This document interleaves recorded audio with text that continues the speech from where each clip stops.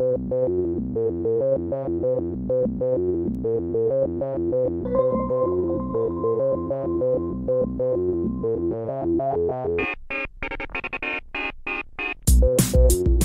and welcome back to the History Hut as we continue our discussion on Islam. And when we last spoke, we were talking about Ramadan. We were indeed. So Ramadan is one of the 4 months that are considered to be the most sacred of the months, and it comes from the Arabic rams, which means to burn. And so it involves fasting as a symbolic way to burn off your sins. And I mentioned that it also celebrates the first revelations to the Prophet Muhammad, and it lasts 30 days on a lunar cycle, so it shifts as the year goes on. You know, with every year it shifts. Sometimes it's in the winter. In 2006 it started January the 1st, and so last year it started August the 10th. And in that month, if you have Islamic friends, you'll probably know about this. I know that my friends all practice during Ramadan. So you have to abstain from food, from sex, from smoking, and from drinking in the daylight hours. And many people attend the mosque before they go home for their meal in the evening. So, of course, if Ramadan falls in the winter, then that's a bit easier. In the summer, it's a bit harder. The 27th day is celebrated as the night of power, and that's the night of the first revelations, and this is called Jabal al-Nur.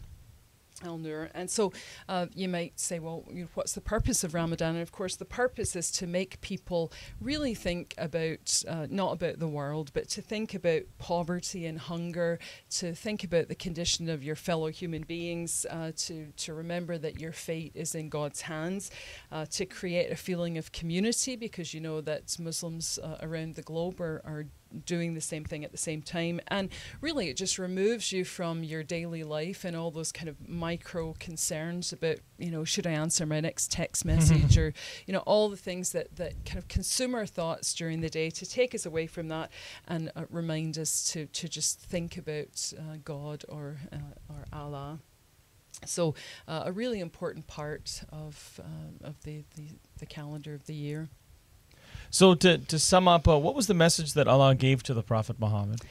Well, all sorts of things, and of course a reading of the Quran would clear this up, but just for our purposes, really to warn people to be aware of corruption, to stop their corrupt ways, to stop worshipping false gods, to show help, to give help to the weak and to the oppressed, so to look for those people in society and help them out, to fight against social injustice. So it's a real message, we're all equal in the eyes of God. So it's not one set of rules for the rich and one for the poor. And also that you should show proper gratitude to God by submitting to God's will. So you submit to God. And also the Prophet Muhammad was able to point out what people could and could not do. And in a certain sense, I think this is a part of the beauty, that you get this really clear set of examples of what's correct and what's not correct. So, for instance, the slavery of Muslims was condemned. Polygamy was permitted, up to 4 wives. Consumption of wine and pork forbidden. Alms or charity was to be given to the poor, regularly. And there's a moral code established to punish all sorts of things like theft and adultery, so people really knew where they stood. And the rules were really explained clearly in what are sometimes called the pillars of the faith. The first one would be that everybody has to bear witness that there's only one God, and Muhammad, the Prophet Muhammad, is his messenger, and this is called the Shahada. Prayer obligatory 5 times a day facing Mecca, that's Salat. And of course ritual cleansing before the prayers, so water and cleansing are really important. There's no priesthood or sacraments as there is in Christianity, so any good Muslim can speak in the mosque. Giving to the poor, of course, mentioned that's called zakat. And every year in Ramadan, the fast, Ramadan, that's Sawm, S-A-W-M, and that everyone should try and make the Hajj at least once in their lifetime. So you have the Shahada, the Salat, the Zakat, the Psalm, and the Hajj. And really the required beliefs, the oneness of God. Remember, this is a period where people are praying to many, many false gods. So the oneness of God, the belief in angels and angels who record your actions, and they'll, of course, speak for or against you on Judgment Day. The belief in God's prophets, and that includes, Abraham and Jesus, seen, of course, as one of the prophets, and then the Prophet Muhammad. And the Prophet Muhammad is considered to be the last prophet, so the seal of the prophet. So this is like God saying, I don't know how many times I've told you how you should live your life. You keep ignoring me. Here's your last chance. That, telling him, speaking directly to this man, and this is how you should live your life. So this is it, the seal of the prophet. So the last one, the sacredness of the Quran, of course, being the received recitations, and the belief in Judgment Day and in judge. So of course, there is a sharing of beliefs with the Christians and with Judaism as well. So belief in Judgment Day, where you'll either, when the angels speak on your behalf or against you, you'll either go to heaven or to hell. So, it's an amazing, amazing story of a faith that catches on like wildfire. And, that people really embrace it very, very quickly. Well, moving on, you said this was going to become an empire. So are there succession problems here, even though the Prophet had created a following based on faith? There aren't immediate succession problems, and I've just point out a couple of things before I talk about the successors. Historians wonder why the empire takes off so quickly, and I think primarily it's the faith. So the faith, the simplicity, this great appeal. It's an easy faith to follow. It speaks to a world of social justice. So the faith. The second thing I would think is that it provides a new vision for people of their place in the world. The third thing would be there's this incredible unity of command, and that's why there are no immediate succession problems. The Ummah is very powerful, and then once you actually look at the expansion of the empire, it provides the most efficient, effective governments that have been seen until that time, in comparison to maybe the governments that had ruled over other peoples. Now they become part of the Islamic Empire, and things are actually very good for them. And also for the expansion of the empire, it's a question of timing. The other empires on its fringes are kind of falling apart, so it has really, really good timing. You've got Rome under attack.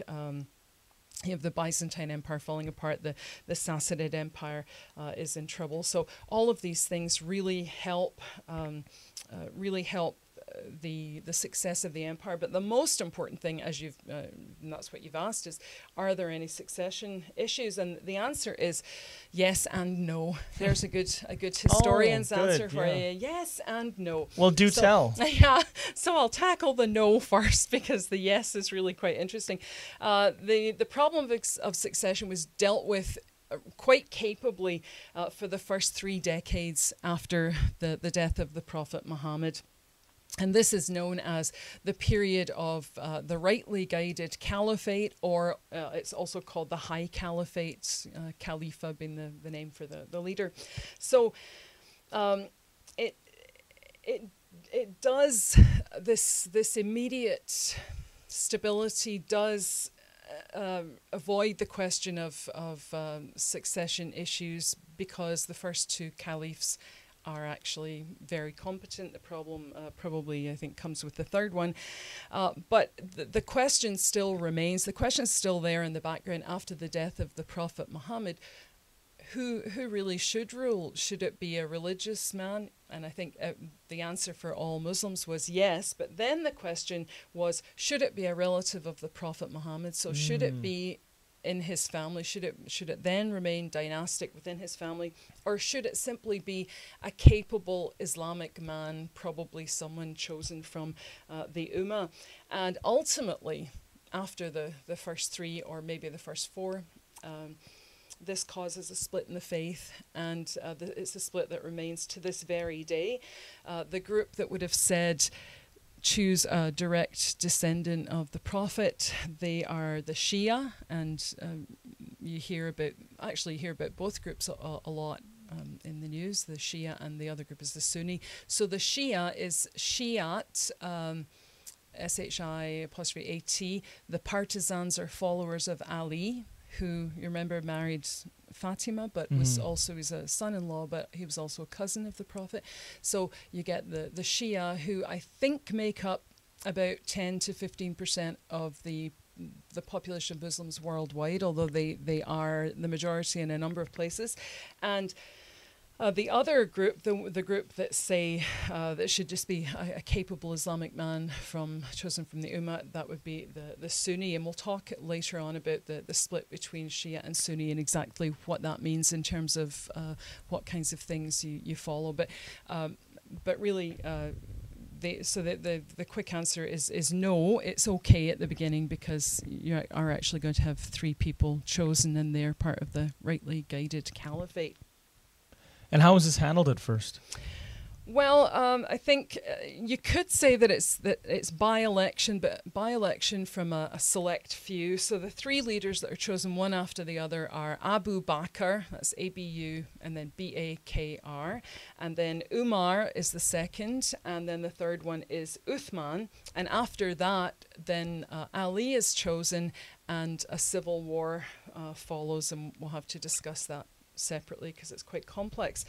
But I'll just go through the first 3, if I might. Can I? Yeah.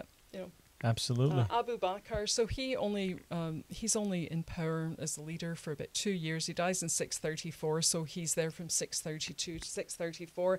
He's chosen by the companions of the Prophet in the Ummah. He had been a merchant as well, and also a very close friend of the Prophet, and he's able to maintain this original unity of purpose, this Ummah, emphasizing that all these people were bound by their religious beliefs rather than kinship or any other kind of tie. And the first major expansion of the empire takes place under Abu Bakr. So this is when you actually see the movement kind of out of Mecca and into other areas. He defeats the Byzantines, which is amazing, near Jerusalem. But that's about it for him because he's actually quite ill, and so he nominated the next man, Umar ibn al-Khattab, but we just call him Umar. Umar, and the Ummah approved of this choice. So Abu Bakr does quite well, maintains the kind of heartland of the faith, and also is the first one to expand beyond, really beyond Mecca. All right, and we'll about wrap it up there. And yeah, time passes when you're having fun talking about history. That's absolutely right. So we'll join our audience again for part 3 of our discussion of Islam. Okay, bye.